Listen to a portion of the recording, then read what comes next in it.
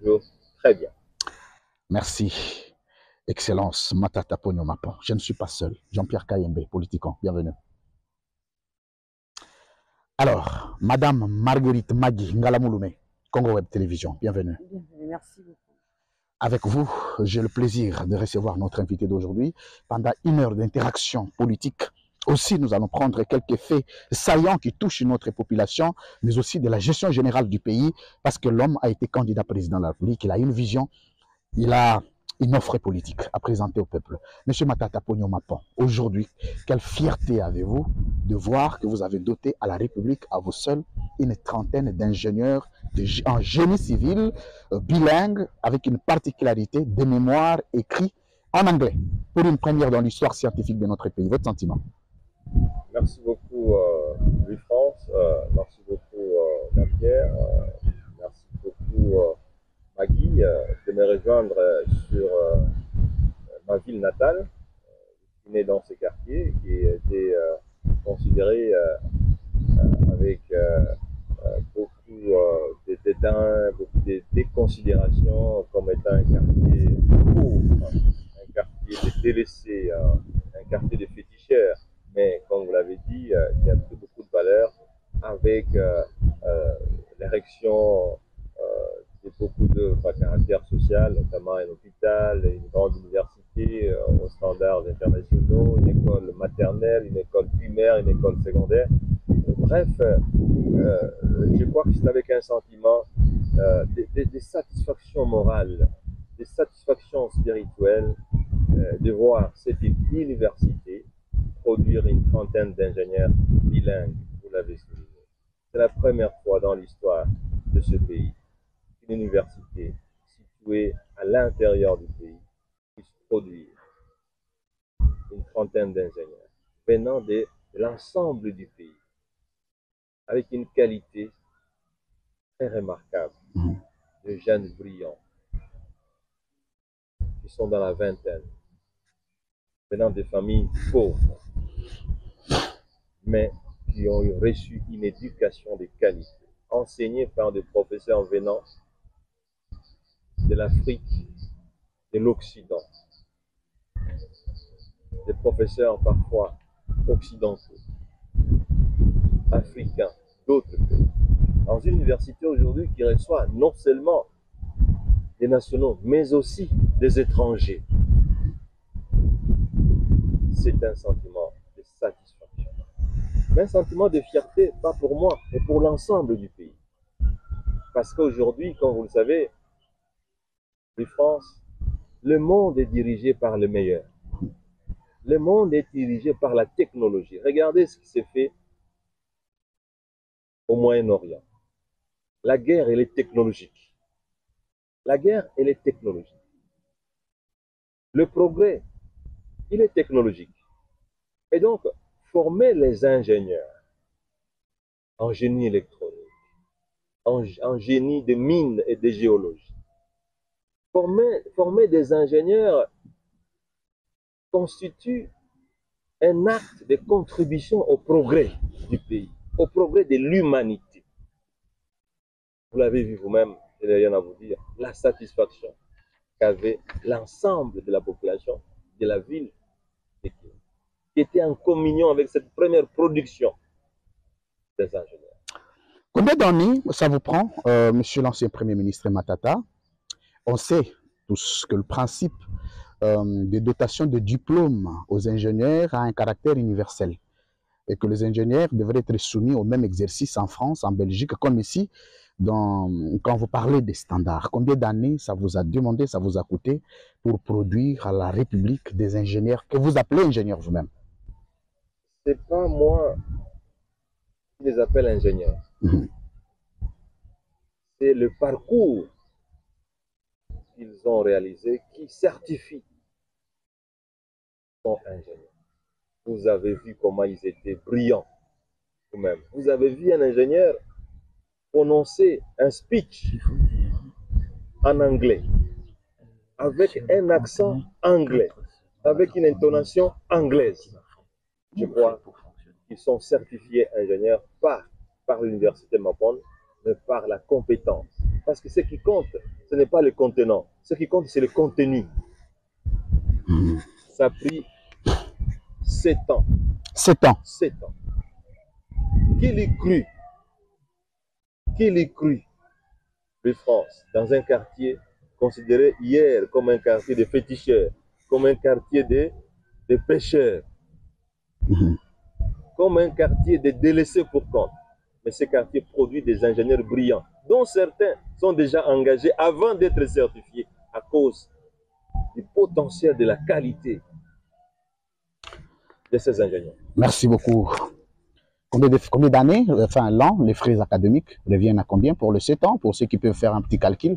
Au départ, c'était aux environs de 750-800 $, mais aujourd'hui c'est 350 $. Oh, pendant que le dollar est revu à la hausse, ici, les frais académiques sont revus en baisse. Avec 350 $ par an, vous êtes à mesure de fabriquer un génie. Une particularité qu'on aurait constatée dans la salle, c'est que on a plaidé qu'il y a eu des étudiants qui n'étaient pas en ordre. Quelles dispositions avez-vous prises pour régler la question de ceux qui viennent de la République, notamment des différentes provinces, avec des problèmes de frais? Les fonctionnaires ne sont pas payés. Est-ce qu'avez-vous décidé finalement de payer à leur place, ou l'Institut a levé une autre option contraire à ce que j'évoque? La question des fonds, c'est une question de cordonnerie. Vous avez suivi, la Fondation Mapon a dépensé en 7 ans 2 546 000 $ américains de subventions en faveur de cette université, c'est-à-dire principalement au profit des étudiants. 2 546 000 $ américains. Que dis-je pour répondre à votre question? Ce qui compte pour nous, c'est le contenu. Ce qui compte pour nous, Madame Magui, c'est la formation et non pas les contenants. Sinon, la Fondation Mapon aurait dépensé 2 546 000 $ américains. Merci, Excellence Matata Ponyo Mapon. C'est le nom de Wakumbingu, avant que je ne donne la parole à Jean-Pierre Kaïmbe. Le nom de Wakumbingu, on l'entend toujours parler.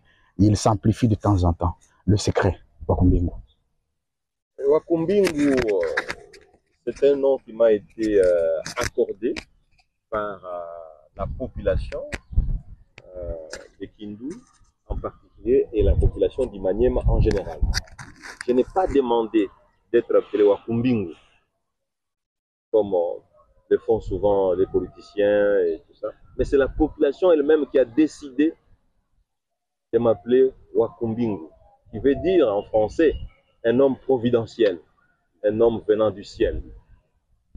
Et ça, c'est à cause des œuvres que nous avons produites, que nous avons réalisées au profit de la majorité. Les routes, les hôpitaux, les universités, les marchés, la tribune, toutes ces œuvres ont convaincu la population qui avait un intérêt au profit de la majorité et aux dépens parfois de soi-même. Et la population a donc décidé, en termes de reconnaissance, de me conférer le nom de Wakumbingu. Comme ils ont d'ailleurs aussi donné notre nom, Mwenye Boulongo. Mwenye Boulongo dit, vous êtes propriétaire de rien. Jean-Pierre Kaïmbe. Bonjour, Monsieur Mapon. Bonjour, Jean-Pierre. Merci de nous recevoir ici, chez vous. Aujourd'hui, tout le monde décrit la baisse du niveau d'enseignement, la qualité qui n'est plus au rendez-vous dans certaines structures d'enseignement. Qu'est-ce qui rassure? Que les ingénieurs formés ici sont les meilleurs. Bon, je n'ose pas donner une autosatisfaction. Mais laissez-moi vous dire. Au départ, ils étaient environ 350 étudiants. Ouais. En préparatoire, vous l'avez suivi, ils ont terminé hier 31 personnes, soit moins de 10%. Ça veut dire... La sélection a été rigoureuse? La sélection a été rigoureuse. Moi-même qui vous parle, Dieu m'entend. Et vous pouvez le vérifier. Fondateur de cette université, je n'ai jamais recommandé quelqu'un, ni directement, ni indirectement. Je n'ai jamais approché un enseignant, ni directement, ni indirectement, pour favoriser la qualité. Cette université, Jean-Pierre, c'est une université qualitative et pas quantitative. Si c'était une université quantitative, on aurait recruté les gens en masse. Vous avez suivi ici, nous n'avons reçu aucun dollar de bénéfice sur 7 ans. Bien au contraire, vous avez ajouté 2 500 000. Voilà. D'où vient cet argent? La fondation Mapon, c'est une fondation caritative. Vous connaissez le rôle d'une fondation. C'est collecter les ressources pour pouvoir réaliser les œuvres caritatives. Avec les mêmes partenaires qu'on voit sur la plaque ou d'autres? Avec d'autres. Il y a beaucoup d'hommes, si vous avez suivi mon discours, beaucoup d'hommes de bonne foi et de bonne volonté, mais qui demandent aussi discrétion. Comment faites-vous pour que 7 ans après, quand on arrive ici sur le site universitaire, l'on croirait qu'il a été inauguré il y a 2 jours? On maintient la propriété. C'est quoi le secret? Le secret, c'est le suivi-évaluation. Un professeur qui m'a enseigné à l'université, un jour, je crois en blaguant, a dit: j'ai l'impression que le mot suivi-évaluation n'existe pas dans nos langues maternelles. C'est faux et archi faux. C'est un problème d'esprit. C'est un problème d'esprit, Jean-Pierre. Dieu a donné à l'homme l'intelligence que n'ont pas des animaux, la capacité de suivre et d'entretenir. Rassurez-vous, Jean-Pierre, si vous ne vous entretenez pas, en 1 mois, en 2 mois, la société va vous rejeter. Si vous ne savez pas vous laver, si vous ne savez pas vous habiller, la société va vous rejeter. En un mot, c'est le suivi et évaluation qui a permis à ce que cette université demeure comme elle a été au premier jour de l'inauguration. Vous avez été hier dans un amphithéâtre climatisé, mais ce sont des climatiseurs qui datent de 7 ans. L'entretien, le suivi et évaluation. Ça fait partie des qualités du leadership. Il y a un recteur qui s'en va, l'autre qui arrive, vous l'avez viré, il a fini son mandat. Et on a, à l'inauguration, on a dit que c'était une université technologique. Maintenant, vous y ajoutez le droit, la médecine. Vous voulez faire comme tout le monde maintenant? On ne fait pas comme tout le monde. Si on voulait faire comme tout le monde, cette université serait déjà surpeuplée. Nous voulons privilégier la qualité. Nous voulons privilégier une productivité. Nous voulons privilégier les rendements. Voilà pourquoi l'université Mapon s'occupe d'un enseignement de qualité. Nous voulons que les ingénieurs qui sortent de cette université soient des produits remarquables. Et vous l'avez entendu, il y a déjà des étudiants qui ont déjà été engagés avant de terminer. Parce que tout le monde réalise que c'est de la qualité. Le recteur, qui était pendant 5 ans, vient de quitter, mais c'était la fin de son mandat. Et il est prévu, dans le souci de l'efficacité, de faire une rotation des recteurs. Et le nouveau recteur a une grande expérience. Il a été recteur dans cette même ville, dans une université, pendant 7 ans. Donc, il a l'expérience. Donc, c'est une rotation tout à fait régulière. Mais je dois vous dire que le recteur sortant a fait un travail de qualité. Et vous avez vu, je l'ai félicité. Un travail de qualité. Matata Pogno Mapon, qu'est-ce qu'il vous faut pour pondre dans le 26 provinces de la République de telles universités? Il vous faut quoi exactement? Il faut de l'amour. Il faut de la bonté. Je vous ai dit, l'essence de la vie, l'essence de la vie, c'est d'être au service des autres. C'est dans la Bible, c'est dans le Coran, c'est dans les livres de bouddhisme. Tous les livres religieux vous disent que pour être heureux, il ne faut pas être heureux seul. Pour être riche, il ne faut pas être riche seul. Il faut être riche ensemble. Il faut être heureux ensemble. Le sens de la vie, c'est d'être au service des autres. Madame Magui. Et il faut donc de l'amour pour dupliquer cette université dans l'ensemble des 26 provinces. Il n'y a aucune province qui est pauvre dans ce pays. Nous sommes pauvres d'esprit. Nous sommes pauvres d'esprit. Monsieur Matata Ponyo, bonjour. Bonjour. Moi, j'aimerais par contre vous présenter les inquiétudes de certains Congolais par rapport à votre attachement à Kindu. C'est vrai que Kindu aujourd'hui comporte en son sein plusieurs réalisations de votre actif. On parle des hôpitaux, universités. D'ailleurs, l'une de vos réalisations a trouvé satisfaction ce 24 septembre parce qu'il y a eu collation des grades de la première promotion des ingénieurs civils bilingues de la République démocratique du Congo. Ces réalisations, est-ce que ce sont des preuves qui justifient le fait que vous êtes parmi ces personnes qui gèrent le pays, mais qui aimeraient laisser de traces, ou ce sont des actions d'enrichissement personnel? Madame, il faut avoir une élévation spirituelle.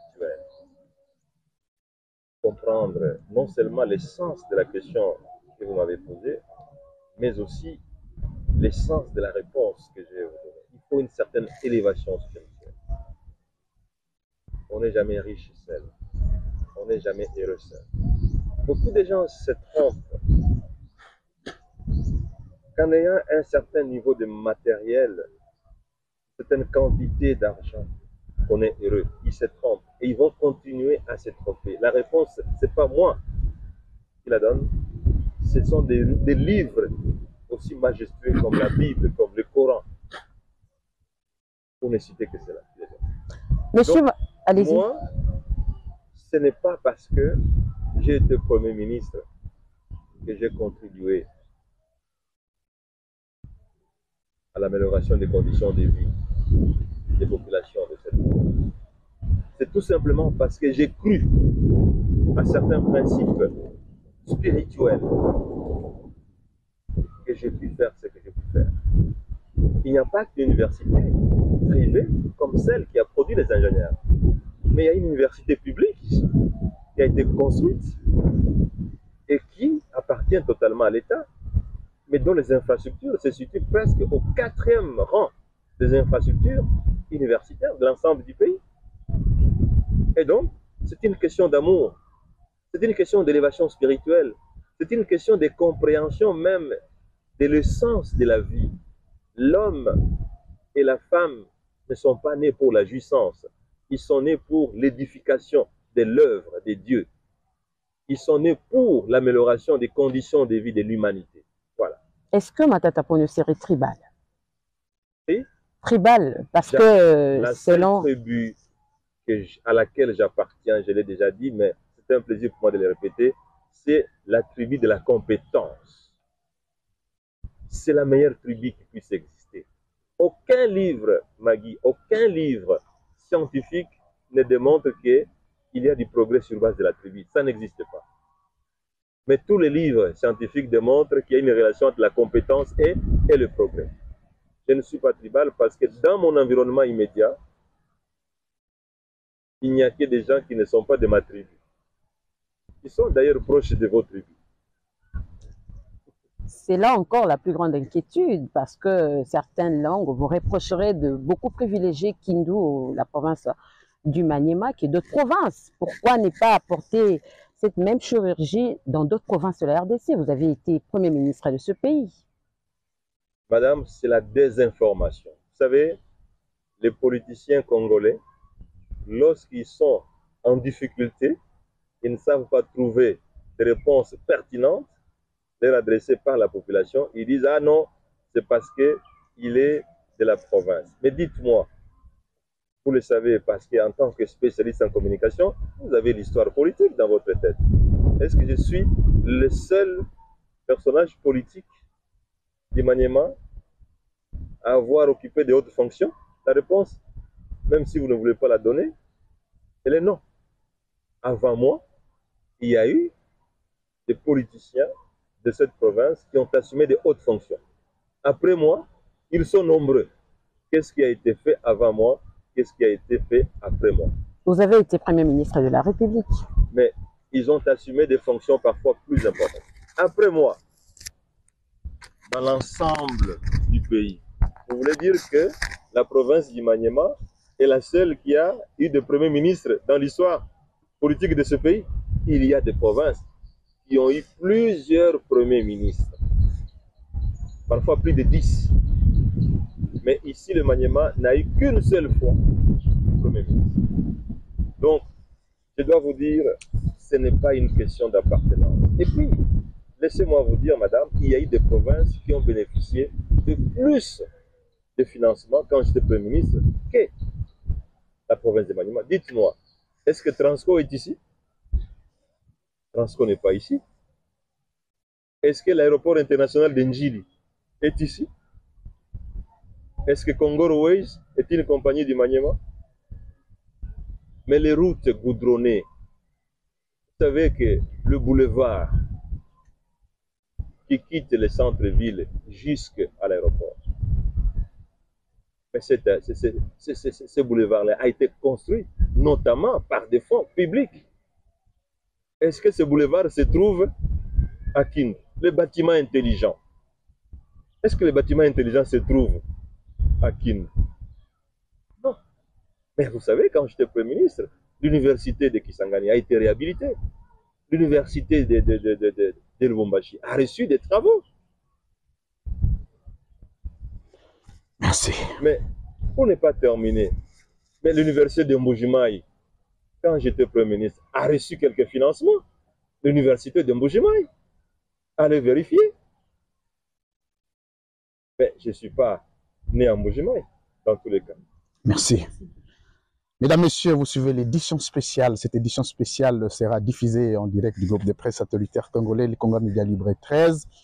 Sera diffusée à Politican RDC de Jean-Pierre Kayembe, sera diffusée à Congo Web. C'est un format habituel auquel vous serez de temps en temps habitués, passez-moi cette pathologie, à constater dans vos écrans. Merci, mesdames, messieurs, parce que nous recevons une personnalité. Il va parler des infrastructures, il va parler de l'université, il va aussi parler politique. C'est un politique, c'est un homme d'État congolais. Il y a des questions pour lesquelles il ne peut pas rester indifférent. Monsieur Matata Ponyo Mapon, avant de prendre la politique pure, on voudrait vous laisser une minute pour faire un exposé sur l'avenir de ces ingénieurs. Une chose est de répondre dans la société, excusez-moi, et une autre est d'assurer un encadrement pour qu'ils ne soient pas des candidats chômeurs que vous jetez à la société. Quelles sont les garanties que l'université Mapon met en place pour rassurer à ses étudiants que la possibilité de trouver travail est rassurée? La première garantie, c'est la qualité. Je l'ai dit lorsque Jean-Pierre m'a posé la question. Ce qui compte dans la vie, ce n'est pas les contenants, c'est les contenus. Si nous sommes avec vous aujourd'hui ici, vous n'êtes pas les seuls journalistes de ce pays. C'est parce qu'en vous, il y a un contenu. Voilà ce qui fait la différence. Et je vous ai dit que notre première garantie, c'est la qualité. Je voudrais dire ici, à toutes les entreprises de la République démocratique du Congo, que les ingénieurs produits par l'université Mapon ont une grande qualité. C'est leur capacité à pouvoir répondre aux exigences de plusieurs entreprises, qu'elles soient nationales ou internationales. Donc, la première garantie, c'est la qualité. Ces ingénieurs ont été bien formés et la cotation a été rigoureuse et sérieuse. Deuxième point, c'est que nous allons faire le marketing pour que ces jeunes brillants qui sont recherchés soient effectivement engagés. Laissez-moi vous dire, maintenant là, il y a déjà quelques entreprises qui ont déjà recruté ces ingénieurs. Voilà. Donc, la garantie, parce que vous n'avez pas de garantie, c'est qu'ils sont meilleurs. Voilà. Ils sont bilingues. Vous savez que beaucoup d'entreprises minières ont besoin des ingénieurs qui parlent anglais. Beaucoup d'entreprises internationales de communication ont besoin des ingénieurs qui parlent anglais. Et donc, la RDC, pour la première fois, produit des ingénieurs compétents et bilingues. Merci. Merci beaucoup pour ces mots que nous considérons des clôtures pour ce premier tour de parole. Je voulais dire le premier virage de notre émission, mesdames, messieurs, c'est pour parler politique en ce moment. Monsieur l'ancien Premier ministre Matata Ponyo, maintenant que vous êtes dans votre Kindu natal, la situation politique du pays n'est pas bonne. D'abord, nous allons commencer par une grande actualité politique, celle de la projection d'un dialogue politique. Vous connaissez, le président de l'ECD, Martin Fayoulou, est en train de prôner une cohésion nationale. Il appelle les dignes fils du pays à s'unir pour combattre la situation de l'Est. D'abord, la première question, est-ce que M. Matata Ponyo est-il disposé à prendre part à ces travaux de cohésion nationale? Et si ces cohésions aboutiraient au dialogue national, M. Matata Ponyo est-il preneur au dialogue avec Félix Tshisekedi? Écoutez, ce qui compte, à mon avis, ce n'est pas le dialogue. Ce qui compte, c'est la cohésion nationale. Ce qui compte, c'est le progrès de ce pays. Ce que les gens oublient, c'est que le mot politique a un sens. Le mot politique vient du mot grec politis. Et politis veut dire être au service des autres, être le représentant des autres. Vous ne pouvez pas assumer des charges politiques, être au profit de vous-même. Vous avez suivi l'ancien secrétaire général de l'IDPS, Augustin Kabouya, pour ne pas le citer, dire que une fois que les acteurs de l'IDPS sont au pouvoir, ils ne s'occupent plus de la population, ils s'occupent de leurs propres intérêts personnels. Ça, ce n'est pas moi, c'est le secrétaire général de l'IDPS, Augustin Kabouya, qui l'a dit. Donc, il ne faut même pas me poser des questions là-dessus. Jean-Pierre Gaïmbe. Ce qui compte, ce n'est pas d'être au pouvoir. Là, les gens se trompent. Ce qui compte quand vous êtes au pouvoir, c'est d'être au service de la majorité. La politique, c'est la science au profit des autres. Si on peut se résumer de manière banale. Voilà pourquoi nous pensons que nous, ce qui compte, ce n'est pas le dialogue. Ce qui compte, c'est l'esprit du dialogue. Ce qui compte, c'est comme vous l'avez dit, c'est la cohésion nationale. Vous ne pouvez rien faire de France si vous n'êtes pas unis. La meilleure arme, comme vous l'avez dit, c'est la cohésion. La meilleure arme, c'est l'unité. La meilleure arme, c'est l'amour au profit des autres. Voilà la différence. Vous n'êtes pas très direct sur cette question. On vous sent un peu ambigu. Excusez-nous, vous allez peut-être nous éclairer. Ce qui compte selon vous, c'est la cohésion, mais qui peut passer par une sorte de table ronde, par des assises, mais pour parler. La question maintenant, le problème maintenant, à votre niveau, c'est plutôt le terme de référence, l'appellation de ces forums, qu'on l'appelle dialogue, table ronde, ou que sais-je, ou peut-être la qualité de la personne qui prône ces dialogues. Jean-Pierre, je vous connais professionnel. Je vous connais aussi élevé spirituellement. Et je pense que ma réponse était claire. Et je vous invite, Jean-Pierre, de vous élever comme d'habitude spirituellement pour comprendre ma réponse. Parce que je n'aimerais pas faire comme tout le monde. Le dialogue, ce n'est pas pour chercher un poste. Le dialogue, ce n'est pas pour le partage du gâteau, vous le savez. Je suis en train de vous élever, parce que je sais que vous avez refusé de vous élever parce que vous voudriez que je réponde comme tout le monde. Non. Nous devons comprendre que lorsque nous marquons le pas, les autres avancent. Nous devons comprendre que lorsque nous reculons, les autres avancent. Nous devons comprendre que lorsque nous cherchons le pouvoir pour le pouvoir, mais les autres cherchent le pouvoir pour la majorité. C'est philosophique, mais c'est profond. Aucune nation n'a fait de progrès sur base de type, de nombre de dialogues. Madame Ali. Monsieur Matata Ponyo, vous dites qu'on ne dialogue pas pour partager les pouvoirs. Pourtant, on vous traite d'être trop exigeant et un peu gourmand parce que vos exigences accompagneraient, comme pour dire, vous souhaiteriez bien sûr partager le pouvoir, mais selon vos exigences. Qu'en dites-vous? Ce n'est pas un problème d'exigence, madame. Encore une fois, il faut essayer de nous élever spirituellement. Parce que c'est une question fondamentale.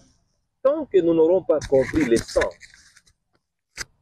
d'être au pouvoir, nous allons continuer à faire des dialogues qui ne produiraient que les résultats des précédents dialogues. Est-ce que le mot dialogue, il est nouveau? Même les gens qui n'ont pas étudié savent ce que c'est le dialogue. Mais tout le monde sait que le dialogue, c'est pour se partager les postes et revenir à la case de départ. Je ne dis pas que je suis contre le dialogue. Je ne dis pas que je suis pour le dialogue. Mais je veux que les gens comprennent. Les gens se posent la question. Pourquoi souhaiter un dialogue? Pourquoi souhaiter une cohésion nationale? Déjà, si on dit que nous devons chercher la cohésion nationale, c'est que la cohésion nationale n'existe pas. S'il n'y a pas de cohésion nationale, comment est-ce qu'on peut faire du progrès? Je pense, à mon avis, il faut que nous puissions comprendre, nous les Congolais, c'est que nous ne sommes pas un monde à part. Nous sommes un pays dans un monde global et globalisant.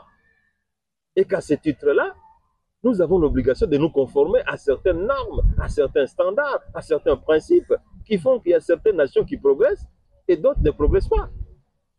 Merci. Matata Ponyo Mapon, vous avez compris, mesdames, messieurs, que le jeu était d'une question à chacun d'entre nous. C'était à l'idée de baliser le chemin, de poser le fondamentaux sur cette question qui paraît un peu cruciale, non seulement, mais aussi d'intérêt commun, parce que tout le Congolais voudrait entendre ce que le leader politique pense de cette situation. Alors là, je vais faire un exercice maintenant de 2 questions à chacun d'entre nous, en commençant par mes 2 premières, M. Matata Ponyo Mapon. Qu'est-ce que vous reprochez exactement à la gestion de Félix Tshisekedi? 6 ans à la tête du pays. Et là où nous en sommes, à quel bouton il faut appuyer pour que le pays devienne comme l'université Mapon? C'est le manque de leadership.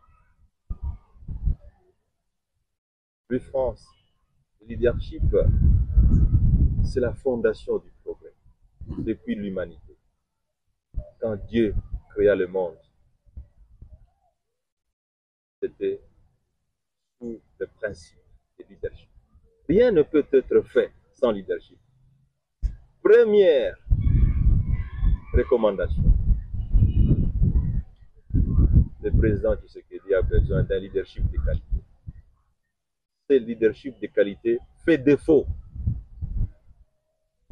Et s'il n'y a pas de leadership, il n'y a pas de progrès. Voilà pourquoi il n'y a pas de progrès aujourd'hui. C'est un problème d'un déficit de leadership. Deuxième point, le leadership amène la bonne gouvernance. Et la bonne gouvernance n'existe pas. Nous sommes un pays à scandale. Là, je ne vous apprends rien. Des détournements répétitifs, des détournements massifs en termes de millions de dollars, en termes de centaines de millions de dollars américains. C'est scandaleux. Et c'est dramatique. Si nous pouvons être un pays de corruption, un pays de détournement, ça fait la honte de poursuivre ceux qui n'ont pas détourné et de libérer et de féliciter ceux qui ont détourné des fonds publics. Ça fait la honte. Il y a une relation scientifique entre le niveau de corruption et le niveau du sous-développement. Une relation scientifique. Alors, c'est une approche qui est tout à fait pertinente. Très bien. Et s'il y a reproche, il y a proposition de solution. Qu'on amène le leadership dans la gestion gouvernementale, qu'on amène la bonne gouvernance dans la gestion gouvernementale. Rappelez-vous que ce gouvernement a détourné près de 2 millions de dollars qui étaient destinés au bureau Congo Challenge. Détournement de 2 millions, près de 2 millions de dollars. Et ce ne sont même pas les fonds du gouvernement. Ce sont des fonds virés par la Banque africaine de développement qui ont été détournés par le gouvernement. Est-ce qu'on peut être un pays de détournement de fonds? Jusqu'à détourner environ 2 millions de dollars américains. Ça fait la honte.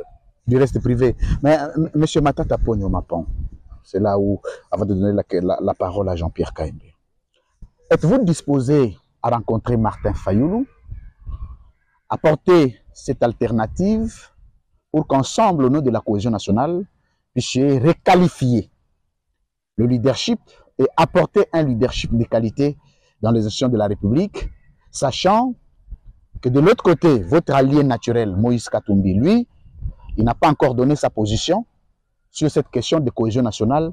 Est-ce que la question de cohésion nationale vis-à-vis du LG de votre famille politique est perçue comme une question collégialement discutable avec Moïse Katumbi, ou individuellement, vous allez lever une option de rencontrer Martin Fayoulou et de continuer la marche et cet élan de la cohésion nationale?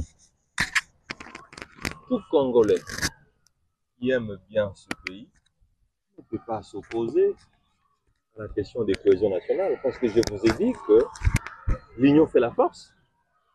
La cohésion nationale fait partie des ingrédients nécessaires et indispensables au progrès. L'union fait la force. Personne ne peut réussir seul. On réussit toujours ensemble. C'était l'un des principes de leadership. Donc, pouvoir rencontrer les uns les autres pour construire la base d'une cohésion nationale, pour construire la base de du progrès de ce pays qui nous est cher. Mais il n'y a pas plusieurs voies. Il n'y a personne qui peut s'opposer à pouvoir rencontrer tel ou tel autre, pourvu que ça se passe sur base des fondamentaux spirituels. Je ne suis pas partie prenante pour des questions, des réunions au profit des intérêts personnels. Je ne suis pas là-dedans.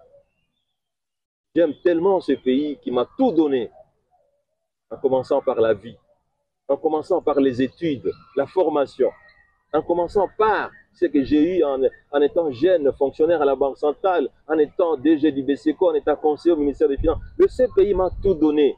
Maintenant, la question de savoir qu'est-ce que j'ai donné à ce pays. Jean-Pierre? Mais est-ce que le problème ne serait pas au niveau de la compréhension qu'on fait ou du contenu qu'on veut donner à la cohésion? Pour vous, la cohésion, le manque de cohésion, c'est des années judiciaires que vous avez, vos frais décaissés par la Banque africaine de développement qui ne vous ont pas été donnés, ou c'est autre chose? J'aimerais bien comprendre. Et si vous devriez y aller, quels seraient vos termes de référence ou votre cahier des charges? Mais Jean-Pierre, je vous apprécie beaucoup parce qu'intellectuellement et spirituellement, vous êtes très élevé. Vous avez essayé de donner même des réponses à vos propres questions. La cohésion nationale, c'est une question d'amour, c'est une question de bonté, c'est une question de justice. Est-ce que quand on détourne près de 2 millions de dollars américains qui appartient à un Congolais politicien, tout simplement parce qu'il est candidat président de la République, est-ce qu'il y a de l'amour là-dedans? Est-ce qu'il y a la bonté là-dedans? Est-ce qu'il y a de la justice là-dedans? Non. 2 millions de dollars transférés par la BAD au profit du bureau Congo Challenge qui m'appartient, qui sont détournés. Et le ministre de dire, je ne paierai que après les élections présidentielles. Quel principe économique? Il n'y a aucune université qui enseigne ce type de principe économique. Et c'est douloureux qu'un ministre des Finances puisse débiter des incohérences de cette nature. Laisse-moi vous dire, Jean-Pierre, quelle a été la déception de la Banque africaine de développement d'entendre cela sortir d'un ministre des Finances, qui par ailleurs a un parcours dans les institutions internationales. Quel type d'amour il y a? Quel type de justice il y a? Quel type de cohésion nationale il y a? Voilà le principe de base, Jean-Pierre. Nous ne pouvons pas faire un dialogue national sur des principes qui sont faux, qui sont biaisés dès le départ. L'amour, la cohésion, de la justice. Comment on peut poursuivre quelqu'un qui n'a pas volé? Tout simplement parce qu'il est candidat président de la République. C'est inimaginable. Quel est le principe de droit qui enseigne ce type de critères à la faculté de droit? En tout cas, laissez-moi vous dire, dans cette faculté de droit que nous venons de créer ici à l'université Mapon, ce type de principes ne seront pas enseignés. Mais maintenant, il y a un problème, la confiance entre acteurs. Avec Martin, vous avez été à Lubumbashi, à Johannesburg, ça ne s'est pas bien passé. avec Félix Tshisekedi, vous avez dit que vous n'auriez pas l'union sacrée, d'où les années judiciaires, selon vous, que vous avez aujourd'hui. Vous ne vous faites pas confiance. Aujourd'hui, qu'est-ce qui prouve qu'une fois à ce dialogue, vous finirez par vous dépasser tous? Et à quel point les recommandations de ces assises pourraient être opposables à tous? Parce que certains, on reproche à certains de ne pas tenir leurs paroles. Et dernière question pour chuter sur cette thématique. On sait tous, M. Mapone, dans ce pays, que les forums de ce genre finissent par un partage de gâteaux. Même si la République n'est pas un gâteau. Êtes-vous prêt aujourd'hui, question ouverte, à travailler avec le président Tshisekedi? À quelles conditions? Jean-Pierre, je vous apprécie parce que souvent, quand vous posez vos questions, vous donnez même des réponses à vos propres questions.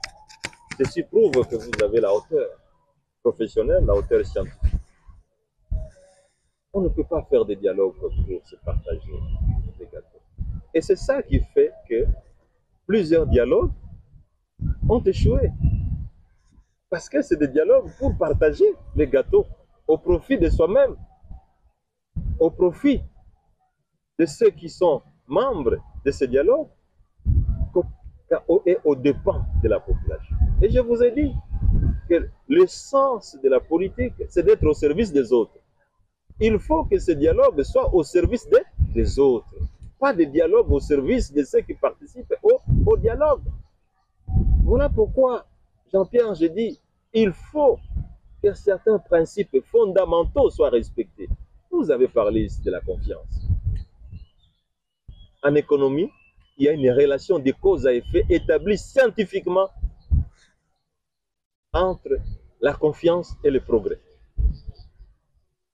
La confiance et le progrès. Une relation scientifique. Pas de relation du type je ne paye pas parce que vous êtes candidat président. Ça, c'est des relations, ça, c'est des démonstrations sociologiques.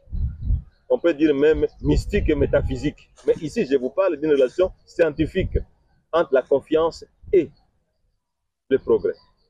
Bon, maintenant, vous, Jean-Pierre, est-ce que le dialogue que tout le monde souhaite, est-ce que ce dialogue sera fondé sur la confiance? Merci. Est-ce qu'il y a la confiance? C'est la question qu'on vous a posée, monsieur le Premier ministre. Mais est-ce que la confiance est là? Mais vous avez répondu vous-même, vous avez dit que la confiance n'existait pas. Pouvez-vous vous Si dépasser? je vous ai bien suivi, vous avez dit que la confiance n'existait pas. Merci. Parce qu'il y a péril à la demeure. Pouvez-vous vous Lorsque dépasser? certains politiciens sont poursuivis à cause de leur point de vue,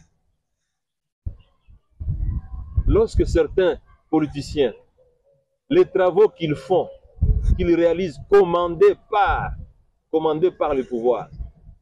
Laissez-moi vous rappeler que les 4 travaux que le Bureau Congo Challenge a réalisés ont été commandés au terme d'une réunion des conseils des ministres présidée par le président Tshisekedi. Merci, monsieur le Premier ministre Matata. La confiance. Matata Ponyo Mapon. Wow, mais la cravate rouge, on a vu dans des écoles ici, en faisant une petite digression, c'est que tous les enfants portent des cravates rouges, sont en cravate rouge. C'est une imposition ou c'est opté automatiquement par les enfants? Parce que ça s'apparente un tout petit peu aussi à la dictature d'imposer aux enfants de porter des cravates rouges. Sachant que vous êtes démocrate. Hein? Je suis démocrate et je le demeurerai. Le leadership exige l'intégrité. Le leadership exige l'éthique, la morale. Vous savez, Jean-Pierre, si certains principes du leadership étaient respectés, la question des dialogues ne se poserait même pas. Merci beaucoup. La question de confiance ne se poserait même pas. La cravate rouge est le symbole de l'intégrité. Merci. La cravate rouge est le symbole de l'éthique, de la morale, de la rigueur. Nous voulons que les jeunes que nous formons soient des jeunes dotés d'éthique, de morale, pour pouvoir être au service de l'humanité. Merci. Vous pouvez être brillant intellectuellement. Si vous n'avez pas l'éthique, si vous n'avez pas de morale, vous ne valez rien. Merci. Science sans conscience n'est que ruine de l'âme. Merci beaucoup, Madame Maginga Lamouloumé, Dialogue ou Cohésion nationale. Voilà, Monsieur Matata Ponyo, vous parlez du manque de leadership qui caractérise la personne de Félix Tshisekedi, vous parlez des scandales de détournement au pays. Pourtant, vous n'êtes pas aussi épargné. Je vous rappelle vous êtes Premier ministre honoraire. Il y a un procès qui vous a été intenté par la Cour constitutionnelle sur l'affaire Boukangalonzo. Parlez-nous un peu de ce procès. Ben écoute, je n'aime plus revenir sur ce dossier de Boukangalonzo parce que tout le monde sait que c'est un dossier politique. Là, c'est vous qui le dites. Hein. Non, je ne souhaite pas donner de noms ici. Laissez-moi vous dire qu'il y a des personnalités de l'IDPS qui l'ont avoué qu'il ne s'agit pas d'un procès judiciaire, qu'il s'agit d'un procès politique. Et c'est douloureux et c'est inacceptable que ce soit des cadres de l'IDPS dont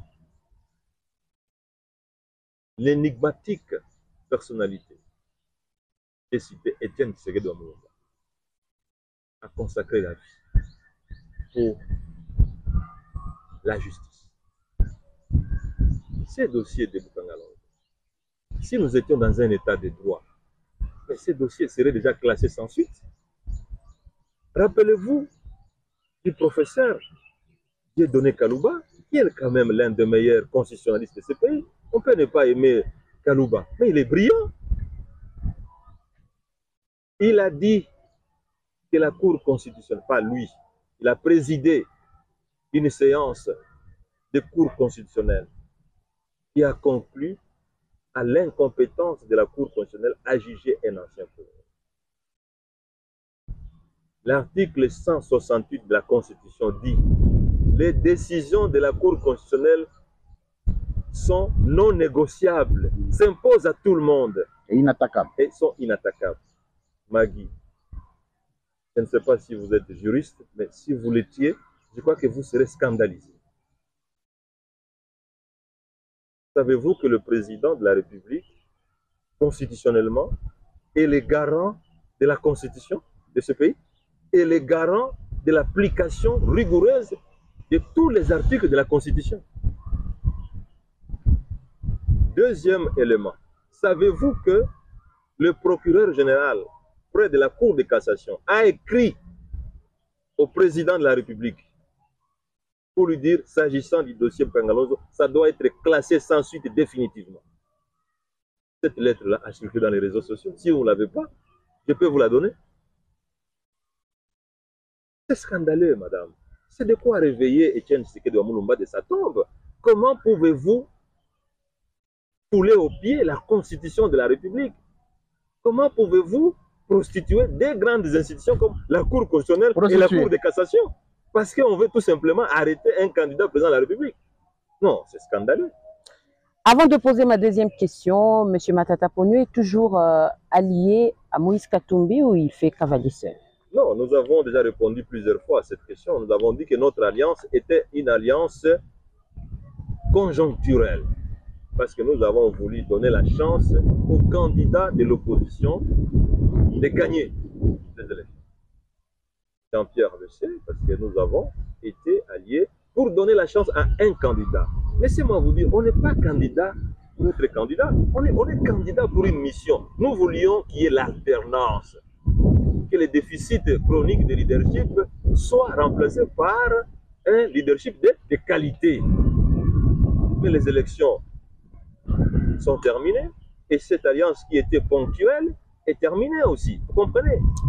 Donc nous sommes pour le moment tous des acteurs au profit du changement, au profit de la bonne gouvernance, au profit d'un leadership de qualité. Laissez-moi vous dire, il n'y a pas de leadership de qualité. Et je l'ai dit, il n'est pas question d'avoir un premier ministre de telle province, un tel ministre de tel sexe.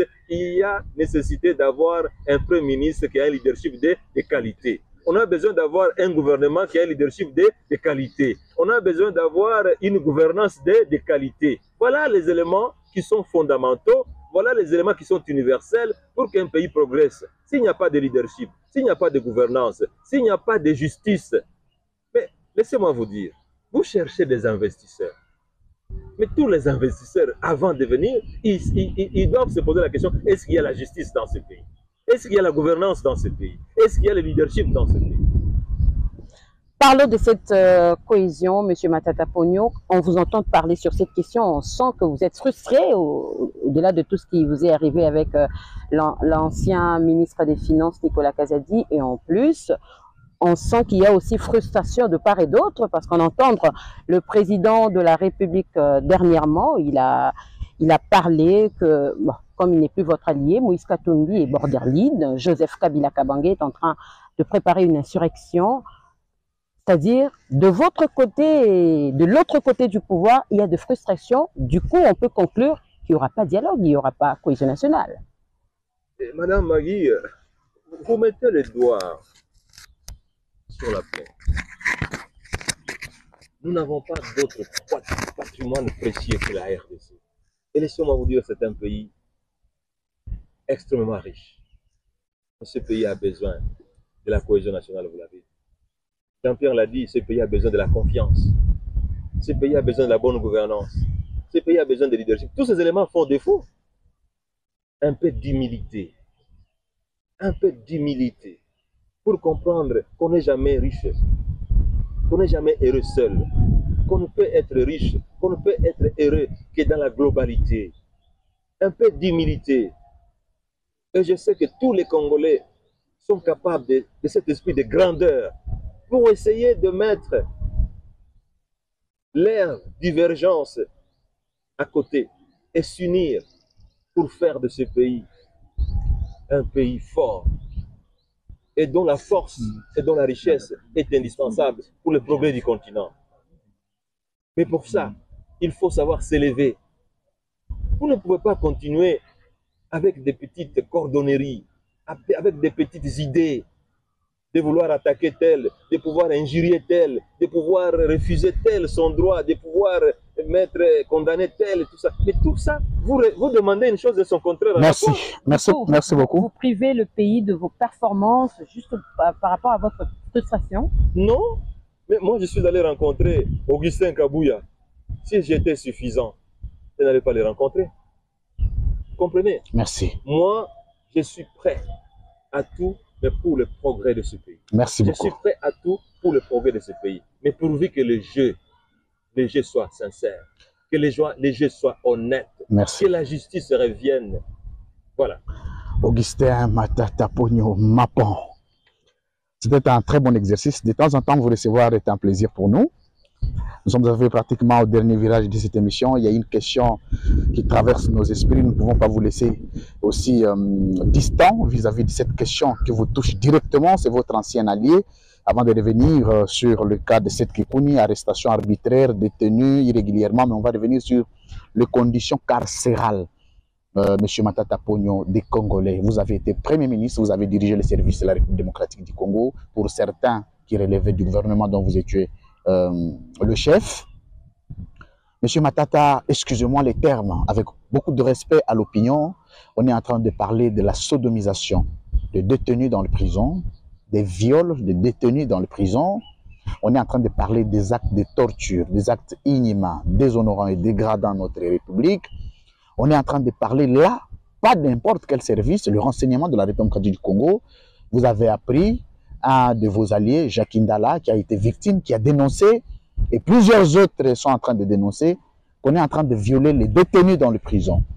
Et entre-temps, il y a d'autres détenus qui continuent à croupir, dont on ne connaît pas les motifs. Je vais parler ici de Mike Mkeba Nkoso, je vais parler ici de Daniel Safou, je vais parler du cas le plus récent de cette Kikouni, je vais parler de Kakabund.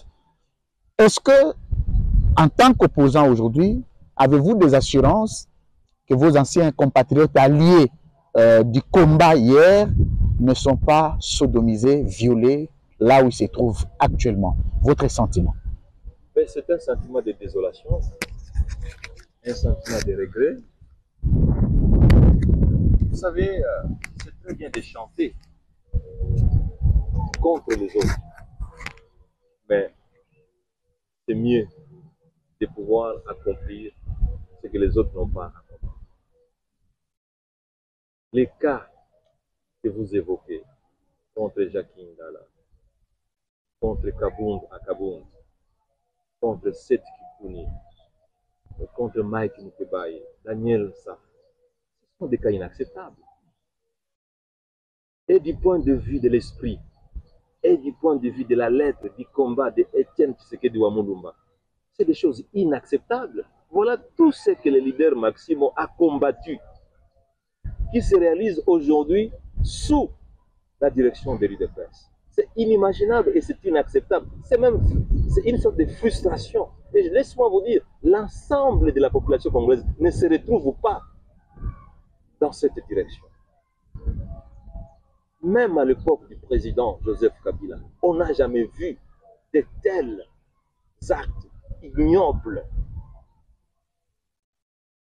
Comment vous pouvez concevoir que sous le régime de l'UDPS, la Cour constitutionnelle, la Cour de cassation soient prostituées, tout simplement parce qu'on veut atteindre un leader politique?